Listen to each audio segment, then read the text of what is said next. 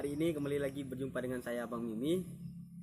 Adapun hari ini saya ingin berbagi tips mengenai tentang platform streaming ataupun media streaming. Nah, kenapa hari ini saya ingin berbagi dengan teman-teman? Saya melihat adanya perubahan ketika awal saya bergabung dengan streaming dengan yang saya rasakan saat ini. Ketika saya melihat dulunya banyak sekali streamingan yang aktif mengelola akun streamingnya, namun sekarang terlihat seperti rada-rada sepi di media streaming. Yang menjadi kendala ataupun pengaruh mengapa mereka tidak lagi mengelola akun streaming seperti biasanya, itu hanyalah faktor uang. Kenapa faktor uang?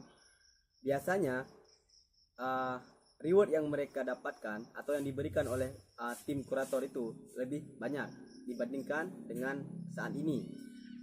Mungkin itu adalah satu faktor besar ataupun satu pengaruh besar yang menjadi banyak streamingan tidak lagi berstreaming seperti biasanya. Nah, ini perlu pertanyaan besar untuk kita semua.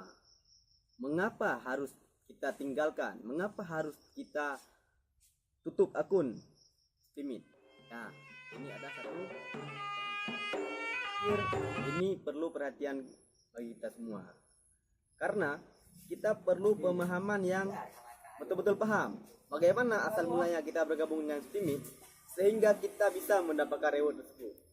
Apakah kita perlu modal? Tidak.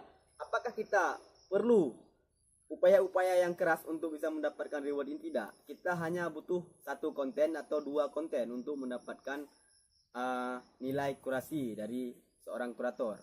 Nah, kembali lagi kepada awalnya, kenapa kita bergabung? Karena kita hanya ingin mendapatkan uang tersebut. Nah, mengapa ini semua terjadi? Karena kita salah memahami dan salah dalam penalaran. Kenapa salah? Ya karena kita hanya menginginkan uang tanpa memikirkan hubungan sosial dan jaringan-jaringan tertentu di sini. Saya pikir tidak hanya uang saja. Kita harus memikirkan bagaimana kita membuat relasi, bagaimana kita berkomunikasi. Itu yang paling penting. Nah, jadi biarpun rewardnya sedikit, biarpun bayarnya tidak sesuai dengan apa yang kita inginkan, namun kita tetap menulis. Silahkan menulis bagi Anda yang buat konten menulis. Saya pikir nantinya Anda juga akan paham bagaimana streaming mengajarkan ini semua kepada kita. Saya rasa begitu.